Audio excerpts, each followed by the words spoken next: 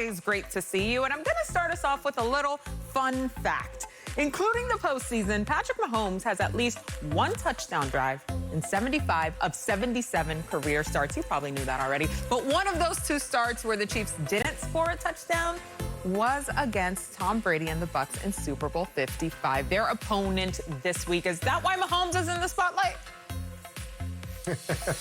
Well, I tell you what, MJ, he's in the spotlight because last week we got Rodgers Brady. This week we get Mahomes Brady. As quarterback fans, it doesn't get any better than this. But why he's in the spotlight, and really both of these guys, is because they both are coming off of losses last week. And so it's so easy to panic, but when you look at the quarterback position, especially Patrick Mahomes, there is no reason to panic. I love this play. His awareness is such a rare trait that we don't talk about enough. We've got an out route here, we've got a hook route, and then a quick corner route. And normally this corner route is thrown to the back corner of the end zone. But the recognition of the defense on this particular play, to be able to see the first window throw, you see he's throwing this before Travis Kelce even turns around. Boom, Travis Kelce's head's around, ball's right there. Just unique ability to see things from inside the pocket, and of course the unique ability moving from the pocket. Double post right here. If he's got protection, I think he probably throws the deep post on the outside. But again, the ability to move and keep his eyes down the field and then make crazy throws like this on the move around defenders, put it on his guy for a big 50-yard completion in this game. So we all want to panic because they lost, but don't worry, they got Patrick Mahomes behind center. They're going to be just fine. And then on the other side, the thing when you look at, I mean, Tom Brady, 45 years old. Things aren't coming as easy for the Bucs this year and for Tom Brady this year as they have in the past. But again, no panic here. If things are good around Tom Brady, he can still make every single throw that you ask a quarterback to make and do it as well as anybody. Right-hand side, we've got a go route, we've got a corner, and we've got a flat. We're going to come down and read that flat area of the field. We get everything cleared out, and you see this. Give him a pocket, give him a guy that's open, boom, ball's on the money, big play down the field. Tom Brady still has this in his repertoire. Right here, we're going to look. We've got a deep over route coming. We're going to isolate the backside and make sure that we get man-to-man press coverage on the backside. Again, give Tom Brady protection here. You got a guy coming open. He's going to find the open guy, give him the ability to step into it, and you're going to see it right here. Another dime for a big play as he reads the backside. So I know these guys are in the spotlight, and there's a little bit of panic because they're both coming off of losses last week, but everybody just needs to settle down. These quarterbacks are going to be just fine. Put the situation around them that they need, and they're going to have success week in and week out. Yeah, Kurt, I think we've done enough panicking through 3 weeks to last us the rest of the season, even with the extra week that we have now. All right, Kurt, thank you as always. You can watch Kurt along with the rest of Team No Sleep, Colleen Wolfe and Willie McGinnis on game day kickoff at 7 a.m. Eastern, leading up to Vikings and Saints. We'll see you soon, Kurt. Oh! Oh! Back to the flat.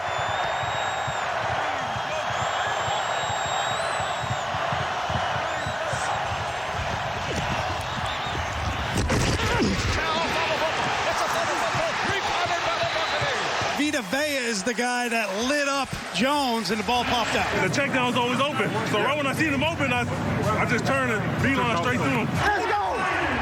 Let's go! Time to get to a few game picks. 6 to be exact here, and we will be starting with that Chiefs-Bucs game. But first, guys, the league is keeping an eye on Hurricane Ian, which is ravaging the western coast of Florida right now, so thinking of Alquar over there. As of right now, there is no change to the game on Sunday. Should there be a change, though, the game would then be played in Minnesota at US Bank Stadium. If you want more information, just head over to NFL.com for the very latest on that. Right, as for the game pick, Yep. who are you taking in this one, Willie? I'm going to take the Bucs, and I'm going to be quick and precise. 26-21. And the reason why I can hang my hat on the Bucs defense, but guess what? Good news. What's that? Gage practiced today. Oh, he gets... Evans is coming back. Okay. And Chris Godwin is coming back. So the frustration that we've seen with not being able to get the ball out and score points, we might have a solution to that. Chris Godwin coming back? Limited.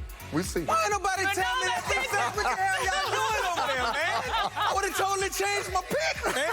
What are y'all doing? Well, I guess I got Kansas City 24-20. But that Chris Godwin thing, man, I We'll might have see. changed my pick. Subject to change at any point before kickoff, Emma. Okay, all right, I'll change it. Meantime, The Dolphins are off to something special as well. Yes, 2022 marks the 50th anniversary of the 1972 Dolphins. The perfect season, if you recall, completely undefeated. Now, speaking of that perfect season, that was the only other time when the Fins were the only AFC team to start 3-0. The biggest difference between the teams, though, 3 points allowed. All right.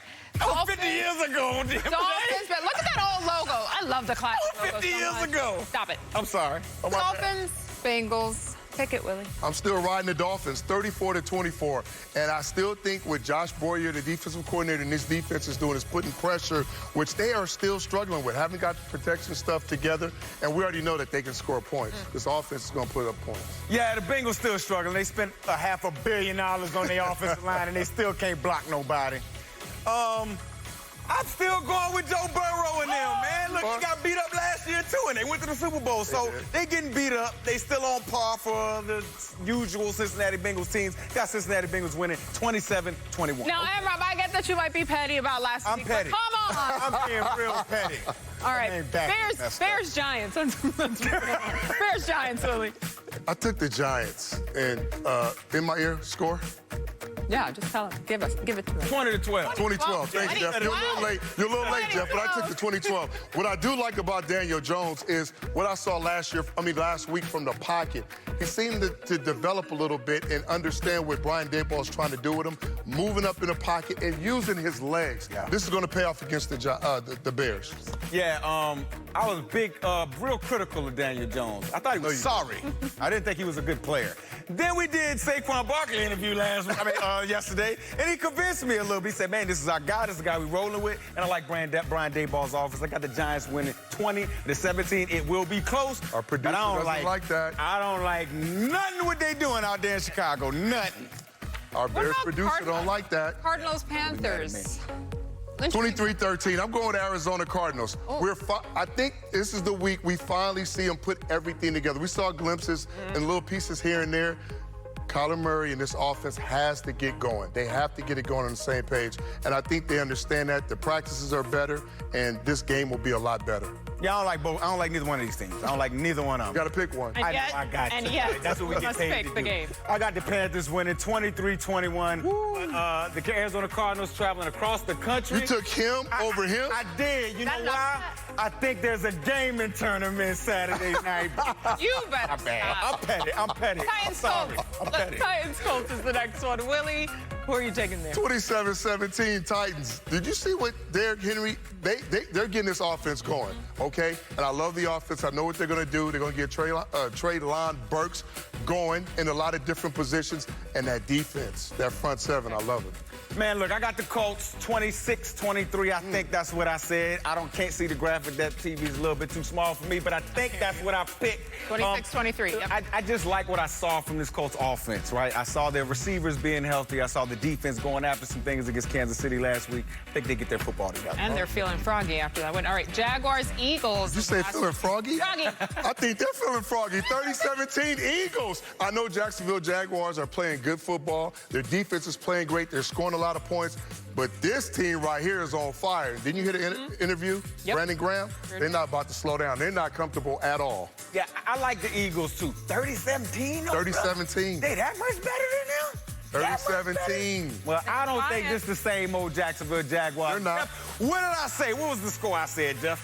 31-28. I got Jacksonville Jaguars winning. I got Doug E.P. coming home saying, yeah, I know all y'all, man. I know all y'all. I know how to beat y'all. I think Doug E.P. gets it done. Hey, Upset Alert is a segment on Fridays. So I don't work on Friday.